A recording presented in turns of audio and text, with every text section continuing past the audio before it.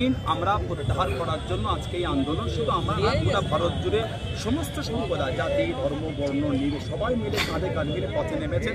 একটাই কারণ, সংবিধান বিরোধী আইন পাশ করেছে, তাই আমাদের এই আন্দোলন একটাই আওয়াজ, এই আইনকে বাতিল করতে হবে।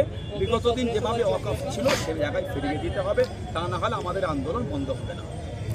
মূলত কি কি দাবি রয়েছে আপনাদের এই গর্জে ওঠার? দাবি আমাদের এটাই যে বিগত দিন আমাদের ভারতবর্ষ জুড়ে মুসলিম উম্মাহ আল্লাহর রাস্তায় মসজিদ, মাদ্রাসা, ঈদগাহ, খানকা, কবরস্থানে হেফাজতের জন্য হাজার হাজার কোটি টাকা সম্পত্তি তাঁরা আল্লাহর রাস্তায় ব্যয় করেছেন। একটাই কারণ, আখিরাতের জন্য, এবং দুনিয়াবি অসহায় গরিব তাঁদের মুখের দিকে দাঁড়িয়ে তাকিয়ে কিছু সরাইখানা, কিছু হোস্টেল সেগুলো করার জন্য, হসপিটাল করার জন্য দান করেছে। আজকে কেন্দ্রীয় সরকার যেভাবে দিনের পর দিন কখনো নোটবন্দির নামে, কখনো আপনার NRC এর নামে, কখনো আবার এই ধর্মের ভেদাভেদ করার জন্য সেই দলের রাজনৈতিক নেতারা যে নোংরা নোংরা ভাষণ দিয়ে সব কিছু করে যখন তারা কিছুতে উপকৃত হতে পারছে না, লাস্ট তারা এসে দাঁড়িয়েছে কি ওয়াকফ আইনকে বাতিল করবে। কেন?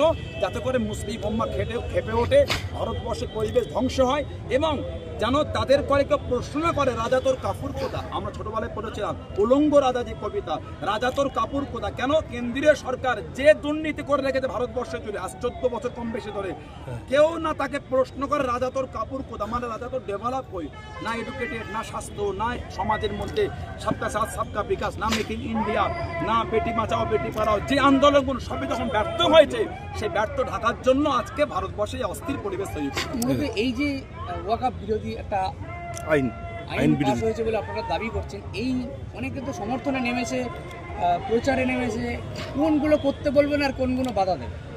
আপনি একটা বিষয় দেখেন, সেটা আমাদের যারা মুসলিম পার্সোনাল ল বোর্ডের যারা দায়িত্বপ্রাপ্ত আছেন বা মুসলিম উম্মাহ যারা দায়িত্ব নিয়ে এই ওয়াকফের কোন কোন আইন, কোন কোন ধারা আমার ধর্মের বিধানকে লঙ্ঘন করে, সেগুলো তারা কোর্টে, সুপ্রিম কোর্টে দাখিল করেছে, এবং সেদিনকে পার্লামেন্টে তারা বর্ণনা করেছেন। আজকে বিষয় হলো, যারা বলছেন পথে নেমেছে, 500 টাকা দিলে আপনার নোংরা কাজ করেন, আপনি আপনার দুঃখ নেবেন, আমি উদাহরণ 500 টাকা দেন, আপনি আপনার পাশে 3টে লোকের দাঁড়িয়ে যাবে। এরকম কিছু ব্যক্তি আছে আপনি বলেন ধর্মের মধ্যে অশান্তি লাগাবার জন্য অনেক সময় মন্দির বা মসজিদে ভিন্ন সম্প্রদায়ের ব্যক্তিদের দিয়ে আপত্তিজনক কিছু ঘটাবার অনেকে চেষ্টা করে, সেগুলো সাকসেসফুল হয়নি। তাই আপনি ওয়াকফের বিলের বিরুদ্ধে ভেবেলেন, সেরকম কিছু ব্যক্তিকে তারা অর্থন লোক দেখিয়ে কিনে তারা মুসলিম সাজিয়ে রাস্তায় নামিয়ে তাদের সাপোর্টে দেখাতে চাইছে। এনআরসির সময় বাংলার মুখ্যমন্ত্রী বলেছিল আমার বাংলা এনআরসি হতে দেবো না, সেখানে সব ধর্মের লোক ছিল। এখন মুখ্যমন্ত্রী কোনো কথা বলছে না এই বিষয়ে। আমি গতকালকে দেখলাম তিনি একটা বার্তা দিয়েছেন, আপনারা আমরা বিশ্বাস রাখেন যে আমি এই ওয়াকফের আইন বাংলায় হতে দেবো না। তারপরও আমি বলবো এই বিষয়টা আমার বলার নয়, এটা তাঁর রাজনৈতিক কোনো দলের নেতাকে বললে তিনি সুন্দর উত্তর দিতে পারবেন। বাংলার জনগণ হিসাবে বাংলায় যেই দায়িত্ব আসুক, সেটা বাংলার জনগণের তিনি মন্ত্রী, সেই মন্ত্রীর কাছে আমরা বাংলার অপমার্জনা সাধন এটাই দাবি রাখবো, তিনি যেন তাঁর ব্যক্তিগত দায়িত্বে তিনি সুপ্রিম কোর্টে এই বিষয়ে একটা কেস করেন, এবং সেই কেস যেন তিনি চালিয়ে যান, এই আপিল রাখবো, এবং বাংলায় যেন তিনি সুন্দর পদক্ষেপ নেয়, সমস্ত সম্প্রদায়ের মানুষ সম্প্রীতি এলে মেনবন্ধন নিয়ে যেন বাংলায় শান্তিতে বসবাস করে। আপনাদের আগামী দিন কি পদক্ষেপ থাকবে? আমাদের আগামী দিন পদক্ষেপ আছে, আরো বাংলায় কিছু বিভিন্ন জায়গায় সভা হবে। 16 তারিখে সুপ্রিম কোর্টে আলোচনা আছে ওয়াকফের ওপরে, সেদিন কি বার্তা বা কি সেদিন ভেসে আমাদের কাছে এসে পৌঁছায় বার্তা, সেই বার্তার উপর ডিপেন্ড করে আমাদের সামনের কাতারে যে সমস্ত নেতৃত্বরা আছেন, অল ইন্ডিয়া মুসলিম পার্সোনাল ল বোর্ড সহ ফুরফুরা শরীফ বাংলা একটা বিরাট ভূমিকা রাখে।